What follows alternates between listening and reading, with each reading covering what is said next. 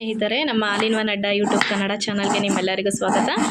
ನಾವು ಇವತ್ತಿನ ರೆಸಿಪಿ ಏನು ಮಾಡ್ತೀವಿ ಅಂತ ಹೇಳಿದ್ರೆ ಚಿಕನ್ ಗ್ರೇವಿ ಮಾಡ್ತಾಯಿದ್ದೀವಿ. ಸಿಂಪಲ್ಲಾಗಿ ಜಾಸ್ತಿ ಐಟಮ್ಸ್ ಯೂಸ್ ಮಾಡ್ದಲೇ ಚಿಕನ್ ಗ್ರೇವಿ ಹೇಗೆ ಮಾಡೋದು ಅಂತ ಇವತ್ತು ತೋರಿಸ್ಕೊಡ್ತಿದ್ದೀವಿ. ಮೊದಲನೇದಾಗಿ ಇವಾಗ ಈರುಳ್ಳಿನ ರುಬ್ಬೋದಕ್ಕೆ ಅಂತೇಳಿ ಕಟ್ ಮಾಡ್ಕೊತಿದ್ವಿ. ಸ್ವಲ್ಪ ದಪ್ಪ ಕಟ್ ಮಾಡಿಕೊಂಡ್ರು ಏನು ಪ್ರಾಬ್ಲಮ್ ಇಲ್ಲ. ಇದನ್ನು ಮಿಕ್ಸಿಗೆ ಹಾಕಿ ಗ್ರೈಂಡ್ ಮಾಡ್ಕೊಳ್ಳಿಕ್ಕೆ ಫಸ್ಟ್ ಈರುಳ್ಳಿನ ಕಟ್ ಮಾಡ್ಕೊತಿದ್ದೀವಿ. ಇವಾಗ ಕಟ್ ಮಾಡಿ ಇಟ್ಕೊಂಡಿರೋವಂಥ ಈರುಳ್ಳಿನ ಮಿಕ್ಸಿ ಜಾರ್ಗೆ ಡೈರೆಕ್ಟ್ ಹಾಕೊತಾ ಇದ್ದೀವಿ.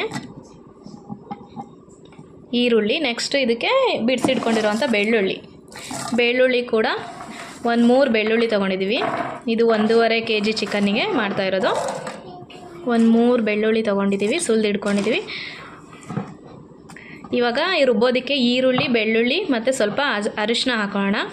ಇದಕ್ಕೆ ಸ್ವಲ್ಪ ಅರಿಶಿನ ಪುಡಿ ಹಾಕೋಣ. ಅರಿಶಿನ ಪುಡಿ ಮತ್ತು ಒಂದು ಸ್ವಲ್ಪ ಕಾಳುಮೆಣಸು, ಲವಂಗ ಬೇಡ, ಕಾಳುಮೆಣಸು ಹಾಕ್ಕೊಂಡಿದ್ದೀವಿ. ಇವಾಗ ಇದನ್ನು ನುಣ್ಣಗೆ ಗ್ರೈಂಡ್ ಮಾಡ್ಕೊಳ್ಳೋಣ. ಗ್ರೈಂಡ್ ಆಗಿದೆ. ಇವಾಗ ಈ ರೀತಿ ನೀಟಾಗಿ ನುಣ್ಣಗೆ ಗ್ರೈಂಡ್ ಆಗಿದೆ. ನೆಕ್ಸ್ಟ್ ಇದನ್ನು ಒಗ್ಗರಣೆ ಹಾಕೋಣ. ಇವಾಗ ಪಾತ್ರೆ ಕಾದಿದೆ, ಅದಕ್ಕೆ ಇವಾಗ ಆಯಿಲ್ ಹಾಕೋಣ.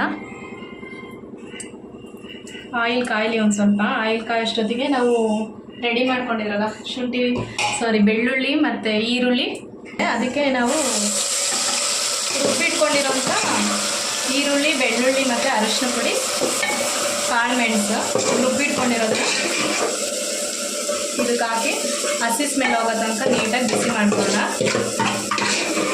ಅದು ನೀಟಾಗಿ ಹಸಿ ಸ್ಮೆಲ್ ಹೋಗಲಿ.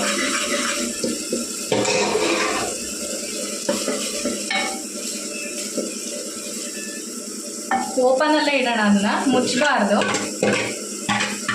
ಮುಚ್ಚಿದ್ರೆ ಹಸಿ ಸ್ಮೆಲ್ಲೆಲ್ಲ ಹೋಗಲ್ಲ, ಅದ್ರೊಳಗಡೆನೇ ಇರುತ್ತೆ. ಓಪನ್ ಇಟ್ಟರೆ ಈರುಳ್ಳಿದೆಲ್ಲ ಹಸಿ ಸ್ಮೆಲ್ ಹೋಗ್ತದೆ.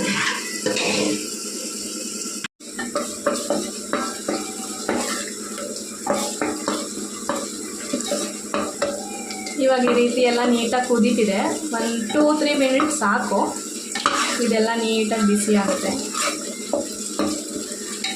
ಇದೆಲ್ಲ ಚೆನ್ನಾಗಿ ಈ ರೀತಿ ನೀಟಾಗೆಲ್ಲ ಬೇಯಬೇಕು. ಇದು ಇವಾಗ ಬೇಯಬೇಕಾದ್ರೆ ನಾವು ಅದಕ್ಕೆ ತೊಳೆದಿಟ್ಕೊಂಡಿರೋಂಥ ಚಿಕನ್ ಹಾಕೋಣ. ವಾಶ್ ಮಾಡಿ ಇಟ್ಕೊಂಡಿರೋಂಥ ಚಿಕನ್ನ ಹಾಕೋಣ ಇದಕ್ಕೆ.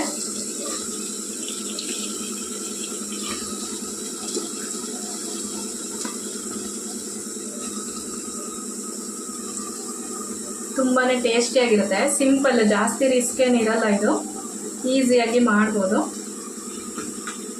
ಬೇಗನೂ ಕೂಡ ಆಗುತ್ತೆ.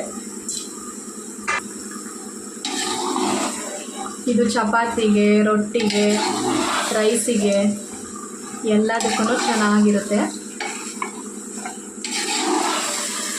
ಇದು ಇವಾಗೆಲ್ಲ ಚೆನ್ನಾಗಿ ಬೇಯಬೇಕು. ಈರುಳ್ಳಿ, ಬೆಳ್ಳುಳ್ಳಿ ಜೊತೆಗೆ ಚೆನ್ನಾಗಿ ಬೇಯಬೇಕು. ಇದು ನೀರು ಬಿಟ್ಕೊಳ್ಳುತ್ತೆ ಚಿಕನ್ನು. ಆ ನೀರೆಲ್ಲ ಫುಲ್ಲು ಹಿಂಗೋಗೋ ತನಕ ಕೂಡ ಬೇಯಿಸಬೇಕು. ಜಾಸ್ತಿ ಕ್ಲೋಸ್ ಮಾಡಿ ಬೇಯಿಸೋದಕ್ಕಿಂತ ಓಪನಲ್ಲಿ ಬೇಯಿಸೋದು ಚೆನ್ನಾಗಿರುತ್ತೆ. ಸ್ವಲ್ಪ ಲೇಟಾಗಿ ಕ್ಲೋಸ್ ಮಾಡಬೇಕು. ಇದನ್ನು ಓಪನಲ್ಲೇ ಬೇಯಿಸ್ಬೇಕಿದು ಜಾಸ್ತಿ. ಇವಾಗ ಇದಕ್ಕೆ ಸ್ವಲ್ಪ ಸಾಲ್ಟ್ ಹಾಕೋಣ. ಆ ಚಿಕನಿಗೆಲ್ಲ ನೀಟಾಗಿ ಸಾಲ್ಟ್ ಹಿಡೀಲಿ. ಸ್ವಲ್ಪ ಸಾಲ್ಟ್ ಹಾಕೋಣ.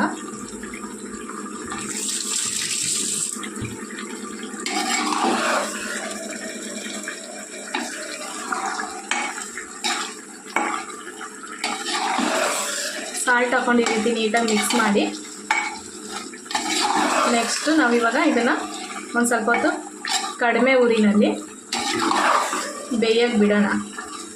ಅದು ನೀಟಾಗಿ ಬೇಯ್ಕೊಳ್ಳೋ ಅಷ್ಟೊತ್ತಿಗೆ ಇನ್ನೊಂದು ಗ್ರೈಂಡ್ ಮಾಡ್ಕೊಳ್ಳೋಕ್ಕೆ ಮಸಾಲ ರೆಡಿ ಮಾಡ್ಕೊಳ್ಳೋಣ. ಇವಾಗ ಬನ್ನಿ ನೆಕ್ಸ್ಟ್ ಇನ್ನೊಂದು ಮಸಾಲ ರೆಡಿ ಮಾಡ್ಕೊಳ್ಳೋಣ. ಅದು ಬೇಯ್ತಾ ಇರಲಿ ಅಷ್ಟೋ ತನಕ. ಇದೆ ಕುದಿಯೋದಕ್ಕೆ ಸ್ವಲ್ಪ ಕಟ್ ಮಾಡಿ ಇಟ್ಕೊಂಡಿರೋಂಥ ಪುದೀನ ಸೊಪ್ಪನ್ನ ಮಿಕ್ಸ್ ಮಾಡೋಣ. ಪುದೀನ ಸೊಪ್ಪು ಫ್ಲೇವರಿಗೆ ಚೆನ್ನಾಗಿರುತ್ತೆ.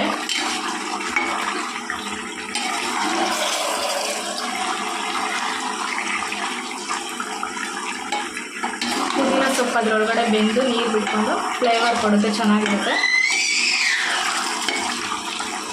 ಓಕೆ, ಇವಾಗ ನೆಕ್ಸ್ಟು ಇನ್ನೊಂದು ರುಬ್ಲಿಕ್ಕೆ ಇನ್ನೊಂದು ಮಸಾಲ ರೆಡಿ ಮಾಡ್ಕೊತೀವಿ. ಅದಕ್ಕೆ ಏನೇನು ತೊಗೋತಿದ್ದೀವಿ ಅಂದರೆ ಶುಂಠಿ ಕಟ್ ಮಾಡಿ ಇಟ್ಕೊಂಡಿರೋದು, ನೆಕ್ಸ್ಟು 1-2 ಪೀಸ್ ಚಕ್ಕೆ, ಮತ್ತು ಹಸಿರು ಮೆಣಸಿನ್ಕಾಯಿ ರುಬ್ಬೋದಿಕ್ಕಲ್ವ, ಹಾಗೆ ಹಾಕ್ಕೊಂಡ್ರು ಏನು ಪ್ರಾಬ್ಲಮ್ ಇಲ್ಲ.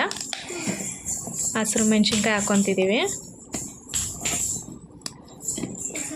ಅದ್ರ ಜೊತೆಗೆ ನೆಕ್ಸ್ಟ್ ಕೊತ್ತಂಬರಿ ಕೂಡ ನೀಟಾಗಿ ವಾಶ್ ಮಾಡಿ ಇಟ್ಕೊಂಡಿರೋದನ್ನು ಕೊತ್ತಂಬರಿ ಹಾಕ್ಕೋತಾ ಇದ್ದೀವಿ. ಹಸಿರು ಮೆಣಸಿನ್ಕಾಯಿ ನೋಡ್ಕೊಳ್ಳಿ, ನಿಮ್ಮ ಖಾರಕ್ಕೆ ಎಷ್ಟು ಬೇಕಾಗುತ್ತೆ ಅಷ್ಟು ಯೂಸ್ ಮಾಡ್ಕೊಳ್ಳೋಣ. ಟೊಮೊಟೊ ನೆಕ್ಸ್ಟು ಟೊಮೊಟೊನ 2 ಟೊಮೊಟೊ ಸಾಕು. 2 ಟೊಮೊಟೊನ ರುಬ್ಬೋದಕ್ಕೆ ನೀಟಾಗಿ ಈ ರೀತಿ ಕಟ್ ಮಾಡಿ ಇಟ್ಕೊಂಡು ರುಬ್ಬೋದಕ್ಕೆ ಅಂತ ಹಾಕ್ಕೊತಾ ಇದ್ದೀವಿ ಟೊಮೊಟೊನ. ಖಾರ ಇದು ಸ್ವಲ್ಪ ಸ್ಪೈಸಿ ಆಗಿದ್ರೇ ಚೆನ್ನಾಗಿರುತ್ತೆ, ಯಾಕೆಂದರೆ ನಾವು ಮಾಡ್ತಾ ಇರೋದು green colour chicken fry. Green colour ಎಲ್ರಿಗೂ ತುಂಬಾ ಇಷ್ಟ ಆಗುತ್ತೆ, ತುಂಬಾ ಚೆನ್ನಾಗಿರುತ್ತೆ. ಸಿಂಪಲ್ ಇಷ್ಟೇ, ಇದಕ್ಕೆ ಇನ್ನೇನು ಹಾಕೋದಿಲ್ಲ. ಟೊಮೊಟೊ, ಹಸಿರು ಮೆಣಸಿನ್ಕಾಯಿ, ಕೊತ್ತಂಬರಿ, ಶುಂಠಿ ಅಷ್ಟೇ. ನೆಕ್ಸ್ಟ್ ಮಸಾಲ ಮತ್ತು ಸ್ವಲ್ಪ ಚಕ್ಕೆ ಹಾಕ್ಕೊಂಡಿದ್ದೀನಿ ಅಷ್ಟೇ. ಇದನ್ನು ಇವಾಗ ನೆಕ್ಸ್ಟ್ ಗ್ರೈಂಡ್ ಮಾಡ್ಕೊಳ್ಳೋಣ. ನೋಡಿ, ಈ ರೀತಿ ನುಣ್ಣಗೆ ಗ್ರೈಂಡ್ ಆಗಿದೆ ಗ್ರೀನ್ ಕಲರಲ್ಲಿ. ಈಗ ಇದನ್ನು ನೆಕ್ಸ್ಟ್ ಬೆಂದಿರುವಂಥ ಚಿಕನ್ನಿಗೆ ಇದನ್ನು ಹಾಕೋಣ.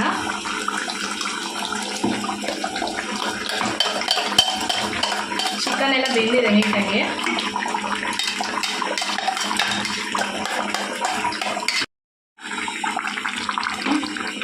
ಚಿಕನ್ ಎಲ್ಲ ಬೆಂದಿದೆ, ಅದಕ್ಕೆ ನೆಕ್ಸ್ಟು ಇನ್ನೊಂದು ರುಬ್ಬಿಟ್ಕೊಂಡಿರೋವಂಥ ಮಸಾಲಾನ ಹಾಕೋಣ. ಇದು ಸಿಂಪಲ್, ಇದಕ್ಕೆ ಏನು ಜಾಸ್ತಿ ಏನು ಯೂಸ್ ಮಾಡಿಲ್ಲ, ನಾವು ಸಿಂಪಲಾಗಿ ಮಾಡ್ತಿದ್ದೀವಿ.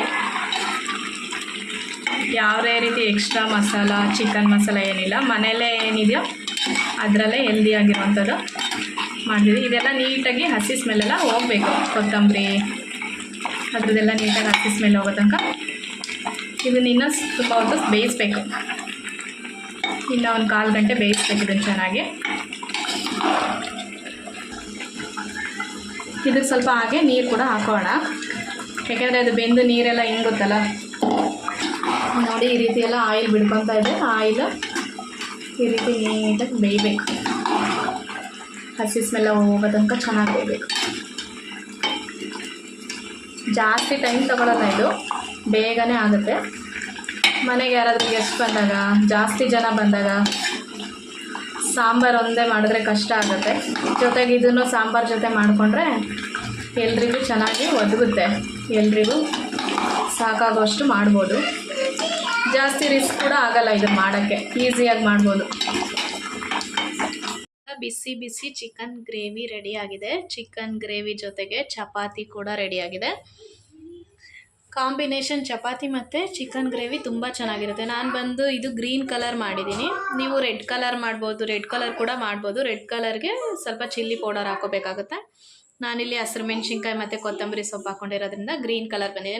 ನಮಗೆ ಗ್ರೀನ್ ಕಲರ್ ಗ್ರೇವಿ ತುಂಬಾ ಇಷ್ಟ ಆಗುತ್ತೆ, ಹಾಗಾಗಿ ಗ್ರೀನ್ ಕಲರ್ ಚಿಕನ್ ಗ್ರೇವಿ ಮಾಡಿದ್ದೀವಿ. ತುಂಬಾ ಟೇಸ್ಟಿಯಾಗಿದೆ, ತುಂಬಾ ಚೆನ್ನಾಗಿದೆ. ನೀವು ಒಂದ್ಸಲ ಟ್ರೈ ಮಾಡಿ. ಚಪಾತಿ ಜೊತೆ ಕಾಂಬಿನೇಷನ್ ತುಂಬಾ ಚೆನ್ನಾಗಿರುತ್ತೆ. ನಿಮಗೆ ಇಷ್ಟ ಆದರೆ ಲೈಕ್ ಮಾಡಿ, ಶೇರ್ ಮಾಡಿ ಮತ್ತು ಸಬ್ಸ್ಕ್ರೈಬ್ ಮಾಡಿ. ನಮಗೆ ಸಪೋರ್ಟ್ ಮಾಡಿ, ನಮ್ಮ ಚಾನಲ್ನ ಟೇಸ್ಟ್ ಮಾಡಿ. ತುಂಬಾ ಚೆನ್ನಾಗಿರುತ್ತೆ, ಒಂದ್ಸಲ ಟ್ರೈ ಮಾಡಿ. Thank you friends, thank you.